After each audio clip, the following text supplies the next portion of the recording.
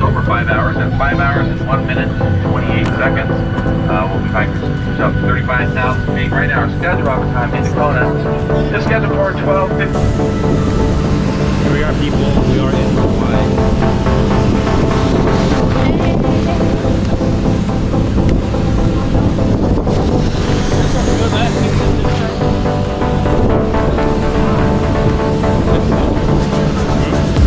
Currently in Kona, waiting for our baggage.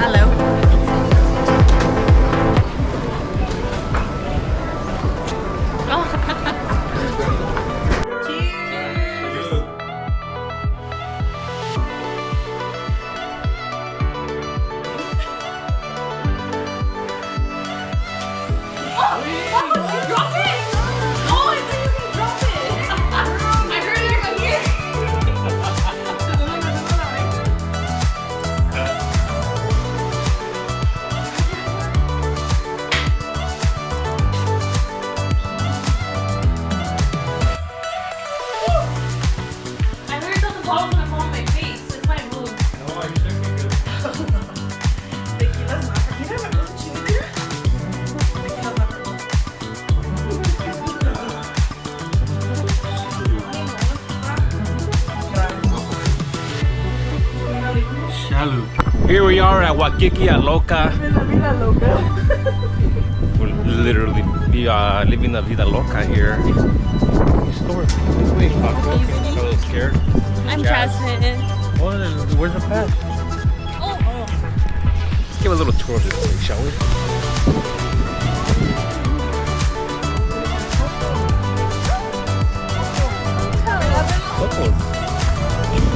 Fascinating resort out here. The humidity is quite high, temperature is low. Yep, that's our bad boy right there.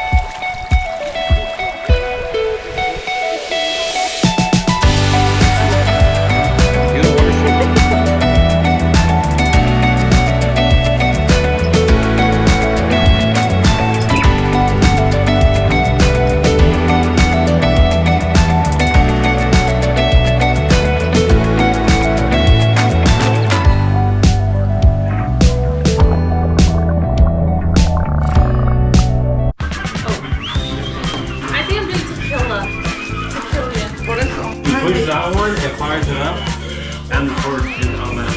Was the torch or two?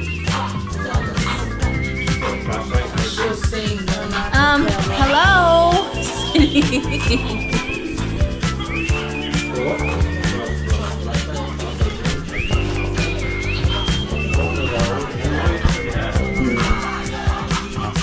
we're taking shots.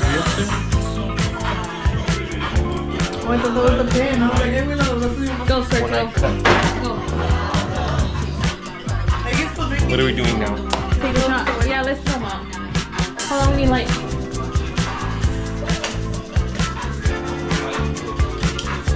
Gotta take one of those. Okay, so on today's, on tonight's adventure, No, it's not. What do you do with tequila tasting? Aerated? Throw it back. Oh. Well, damn. Well, okay. Jess, you wanna throw it back? You want a fireball or tequila? Give me the lumbre. Alright.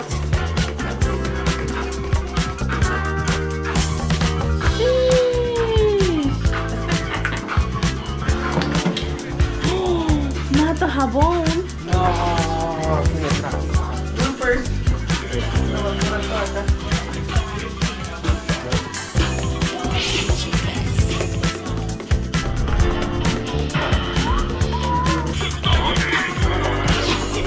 Oh man, I need help. Is it still recording? Come on, guys. Love birds. I need a shot. Ooh. Is it both of them? Cheers, tap the table and drink it.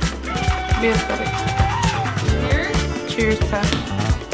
With a drink. You make it harder, girl.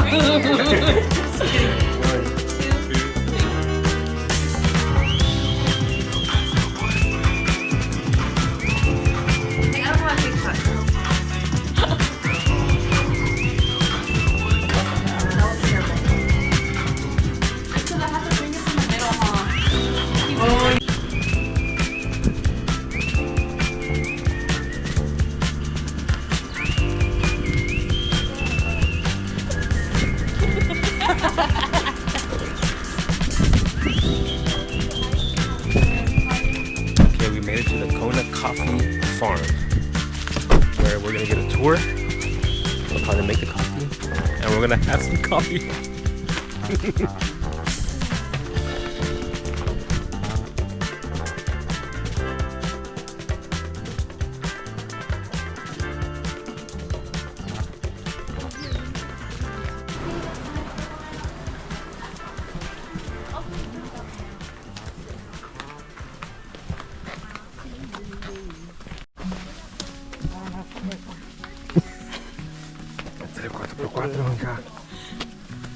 No prendió. Permíteme.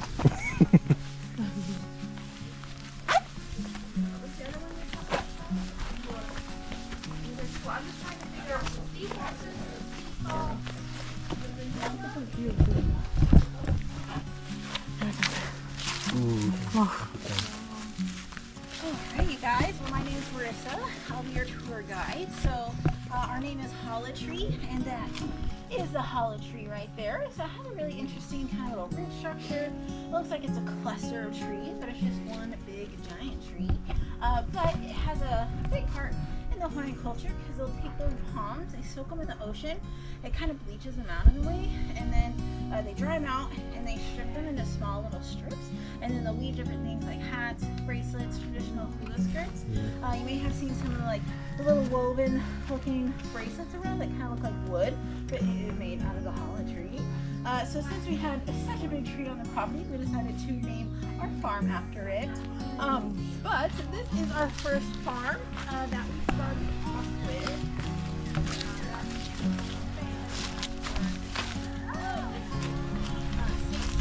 It actually used to be an old Japanese coffee farm back in the day, but unfortunately the owners ended up passing away, and it was abandoned for about 30 years.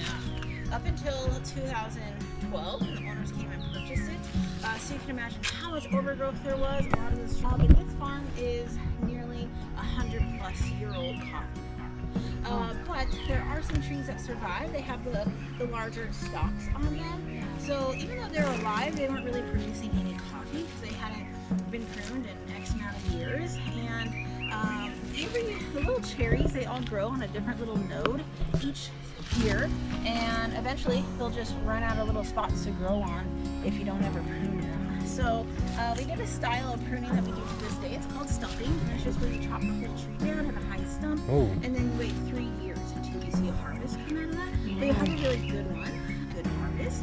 And then on this little smaller farm, the pruning style is a little bit different. We'll take one of these long vertical branches and we'll chop the oldest one first, and then we'll do the same thing to kind of help to leave more room for new growth, and kind of also helps to open up the little tree structure, allow more aeration and sunlight exposure, and it'll also help to get rid of pests and disease.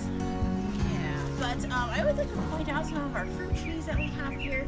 We have our mango tree right up top here, and then we have a lychee tree right over here, and then the next tree over is our macadamia. Oh, yeah.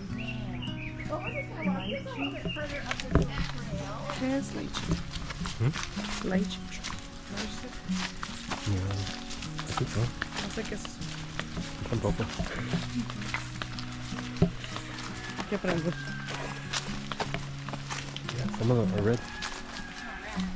But something that makes it really special is our unique weather pattern and our fertile soils. And Hawaii has some of the most fertile soils in all the world, and it is because of the volcanic rock.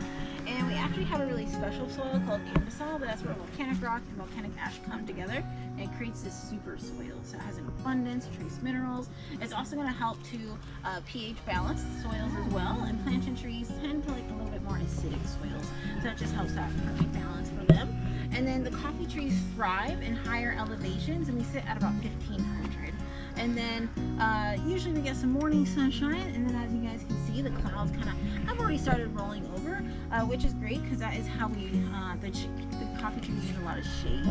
And then in the later evening, sometimes earlier, is when we get our rain showers, and that's how we water our trees. We don't have any water irrigation systems here, so whatever we get from Mother Nature has to supply their little thirsts. Wow. But all those things is what makes the Kona Belt such a prime location to grow coffee. It's only about 3 miles wide and 28 miles long. So if you're growing coffee outside that Kona Belt, it's not going to be known as Kona coffee. It's going to be known as the region it's grown in, kind of like wine or 100% Hawaiian coffee. But each one of those regions will have their own microclimate. So they might be at different elevations, slightly different soils. They might get a lot of rain or not much rain at all. And that will have an impact on how your coffee turns out. So depending on the soils and the environment, will change the coffee's tasting profile a little bit, which is pretty interesting. But we only have one harvest per year. It's a long harvest, so we're just starting up. It usually begins in July and goes all the way to about mid-January. So whatever we get from the harvesting season has to supply us into the next following year. But the harvesting months are so long because all these little cherries are going to ripen at different stages. So you have green cherry and then some little yellow cherries, and they were really only trying to hand pick the red ones. Yeah, so all of Kona coffee is all hand picked. If you're really fast, you can pick anywhere from maybe 200 to 300 pounds a day, and it's really good money. So they're ready to get baked in the red? Yeah, Okay. we only pick the red, and we're out there picking, sometimes it's inedible. We get some green or yellow ones that just kind of fall off into your bucket, but yeah, we're really just trying to aim for those red ones. But it's important to pick them when they're nice and red. I'll try to see if I can find one that's nice and red. But yeah, it's important to pick them when they're nice and red, just because the natural sugars around the bean will have fully developed. So you'll see this kind of slimy little layer around it. Yeah. That is the mucilage, those natural sugars. And so those natural sugars is what really helps to make a very flavorful cup of coffee. Insane. Yeah, It's so smooth. it is. So yeah, if you were to just pop these little guys in your cool. mouth and kind of just eat that little layer out of it, it would taste really sweet, just like sugar. Really? Because it is sugar. But yeah, it's pretty crazy. But it also has a really big role in the roasting process. It's where the they call it the first crack, but it's where the natural sugars, amino acids, and different compounds in the coffee come together, and it breaks through the cell wall of the bean, and that's where all your aromas and flavors are going to start to get exposed out of it. So if you pick them when they're green or yellow, those natural sugars aren't going to be developed, and they're just going to have a harder time kind of cracking open, and it's just not going to be for a lower quality tasting cup of coffee. And then we do have some pests and disease that we've dealt with here. It's a borer beetle, so it's this little tiny beetle that kind of buries his little body inside of the seed, and it kind of eats it, and it becomes rotten. And then the real devastating one is the rust fungus. So all of our trees are nice and healed now, but a couple years ago it was really impacting every single farm here. But it's these little yellow dots that appear underneath the leaves, and it makes all the leaves fall off, and then without your leaves you can't have photosynthesis, and the tree dies.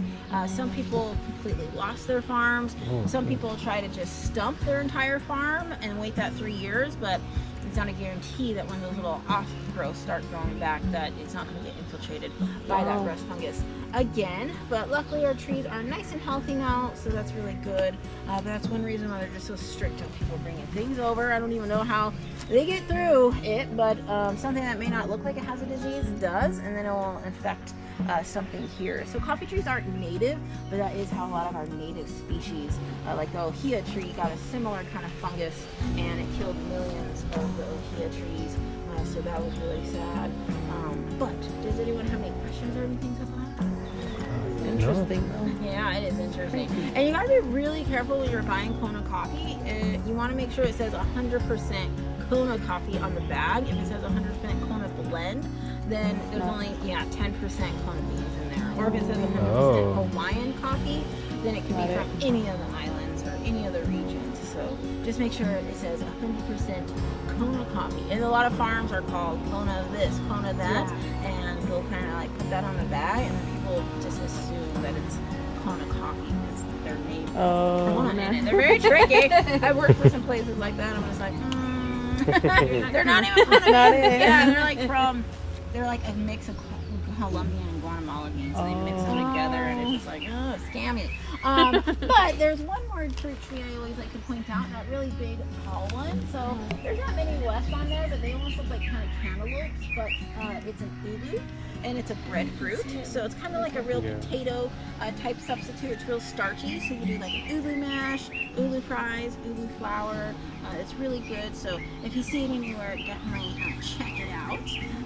But we'll actually just go over to that little green structure. We'll talk about the different types of processings, and then kind of just gazing up on this macadamia nut tree, you start to see these little green bulbs, and those are the mac nuts, and then eventually they'll just fall down, and then you'll wait for that little green part to kind of crack open, and then that will expose the shell, and then you crack that shell open and have a delicious little macadamia nut.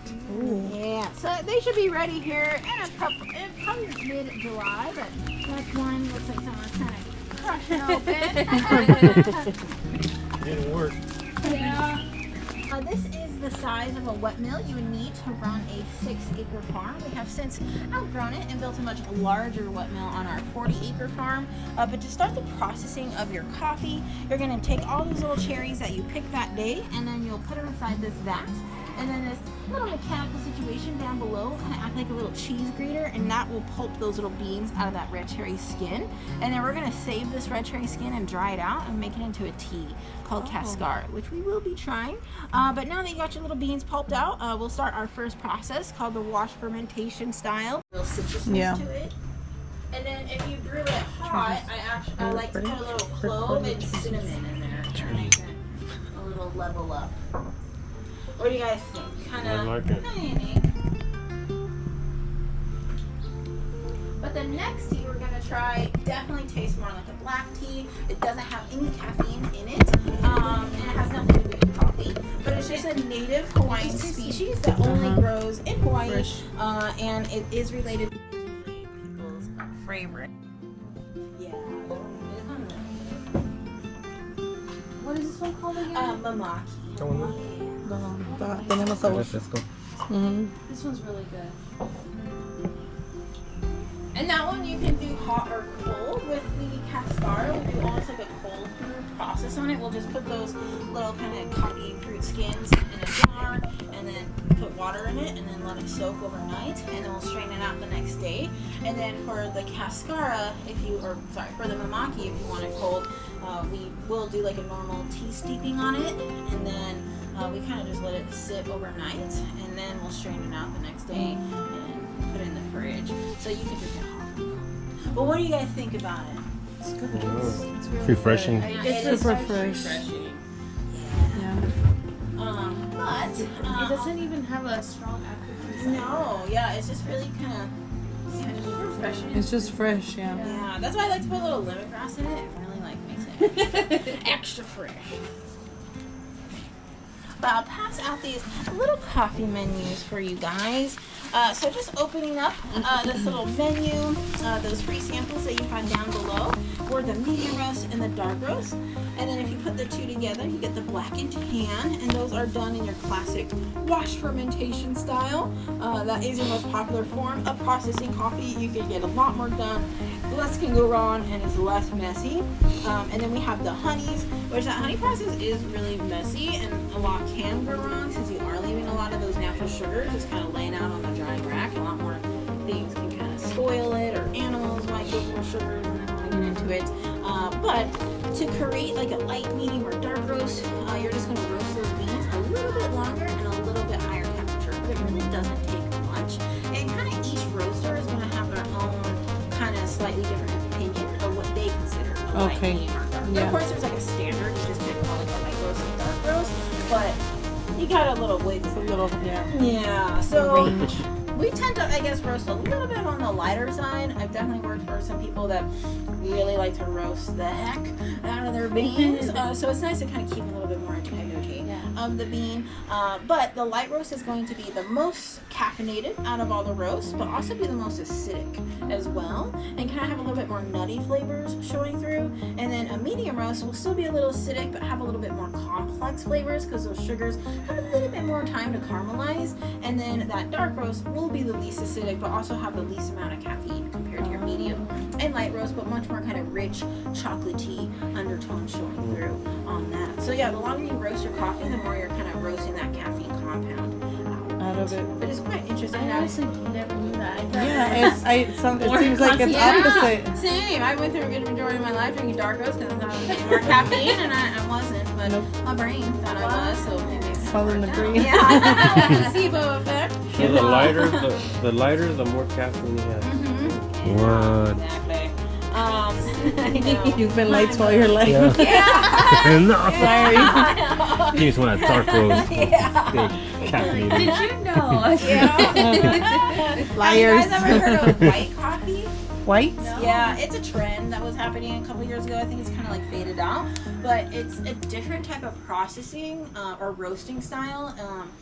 So usually you're roasting your beans in like the 400-degree range, but with white coffee, you roast it. You don't go above the temperatures of 275, 285. And it takes a lot longer, but you pull those beans before it even gets to that first crack, and so the bean is still really hard and condensed. You need like a special grinder for it because it will break most industrial grinders.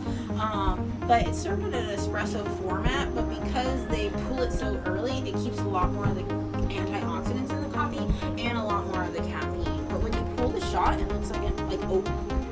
It doesn't even look like coffee. It doesn't even taste like coffee. Like if you got like a 4-shot latte, like you would not even notice. It's wild. But it has a lot of caffeine to it. So there is a spot, and it's called Soke Station, and it's in Pinellas. So this is maybe like 5-ish minutes down the road here.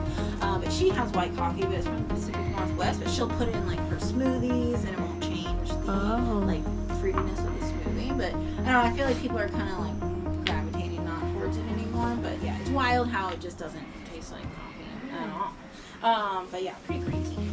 And then we have that natural done in that medium roast where you keep that whole cherry in a dehydrator. Gives it a much more fruity undertone to it. It's one of my favorites. It's very aromatic, has a ton of flavor to it. And then that little key berry bean, like you saw, has a little bit more caffeine, lower acidity and more antioxidants. So if you're sensitive to acidity, then the peaberry bean might be a good option. And then those are all your Kona Typica variety. Now we're getting into our special species. Red bourbon is Ethiopian variety, and it's known to have really bright, tangy, kind of citrus notes to it, kind of a nice little bite.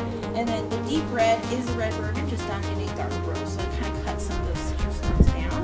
And then the SL28 is our Kenya variety, and it got its name by the head scientist that discovered it in the 1930s. His name was Scott Labs, so they just named it up.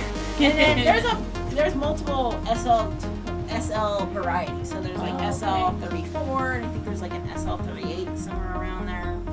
Why I guess they just number it. I don't know why. The numbers aren't on. I used to think like, oh, Scott Lab, he probably found 28 species. And then the espresso is the SL28, just done in a dark roast. And so espresso is not the type of roast. Espresso is just the way you prepare your coffee to get that small condensed little shot. So any roast will do. We just feel like the SL28 in a dark roast makes a great espresso. But it also won the Chef's Choice Award in the past Kona Coffee Festival this year, done in a French press format. So espresso is kind of just like a marketing scheme in a way, but a lot of places do think that it's a roast, and so they'll actually roast past a dark. And at that point, you're no longer caramelizing those sugars, you're not burning those sugars and getting into that real carbon-like flavor. So a lot of times I never used to be able to just enjoy a straight shot of espresso because it just tastes really burnt until I started kind of realizing and got just like a true dark roast or like a medium roast, and it's much more palatable.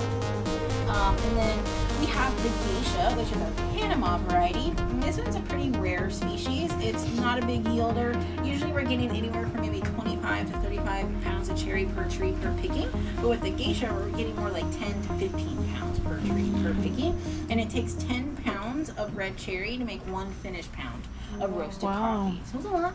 Like on that 1 little pound. But geisha is known to be kind of really mild and mellow. They almost refer to it as a coffee tea kind of essence to it. And I was reading, I don't know if it's true, but I was reading in Panama it goes for about $1,000 a pound. Which I don't know if it's true. So I'm waiting until I meet someone from Panama as well. And then on the back, we do not have the fall blend or the holiday blend at the moment, but definitely check back during those times and we'll have them on our site. And then we're getting into our cold brews. So the difference between iced coffee and cold brew, iced coffee, you're taking that preheated coffee, cooling it down, and then putting it in the fridge. But when you do that, it can make your coffee become really acidic.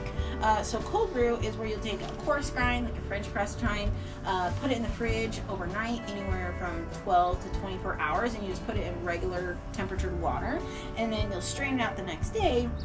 And because you didn't add any heat to it, it makes it really full body, but much more smoother tasting. And because you didn't add heat, it keeps a little bit more of the caffeine compounds to it. So even when you pour the hot water on it, it will take just a little bit of the caffeine out of it.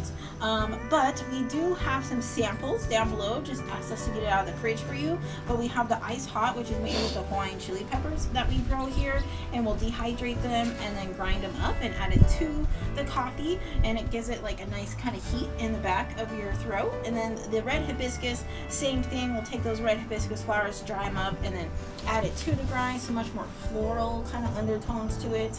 And then we have our decaf. So there's lots of ways of decaffeination. One really popular way is they actually use a chemical formaldehyde type solution to extract those caffeine compounds out of the coffee. That's pretty nasty. So if you like decaf or know someone that does, you want to look out for the Swiss water technique or the CO2 process.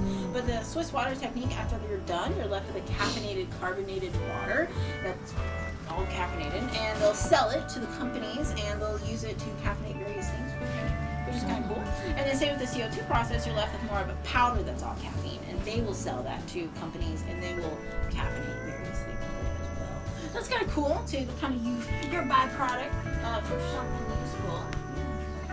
But if you, oh yes, and then we also have our micro batch. So this is where we'll do a special different type of processing on the coffee. So we have the red bourbon variety, and we took the Syrah wine yeast and we inoculate that, and then we pour it over the pulp beans, and that will kind of give it a more kind of wine tasting note to it. So pretty interesting there. But if you guys want to try any of the coffees, we do them in these little mini French presses. A half press is $6, and then fully full is $12, and then a flight of all 3 halfway full is $15, and then a flight of all 3 fully full is $30, and about halfway full is 6 ounces, and then fully full is about 12 ounces. So a full flight is a lot of coffee. But yeah, let me know if you guys are feeling like you want to try anything. If not, definitely check out some of those free samples down below or some of the cold brew. But yeah, let me know. Yeah. Which one?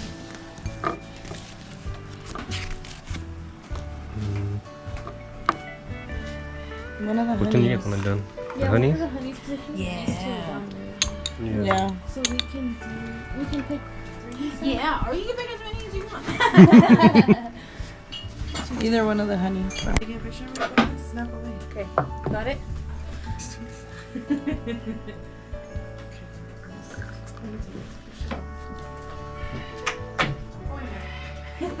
SL28 came on top. Peaberry came in second. And honey didn't really cut it. Or even right here, you can sit here. Or just do one of these.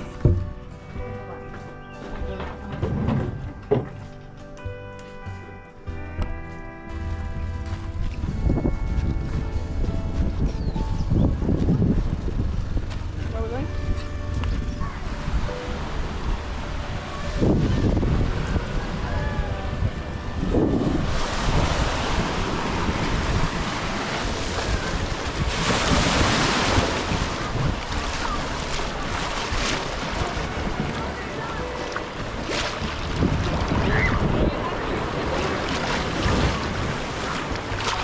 Oh shit,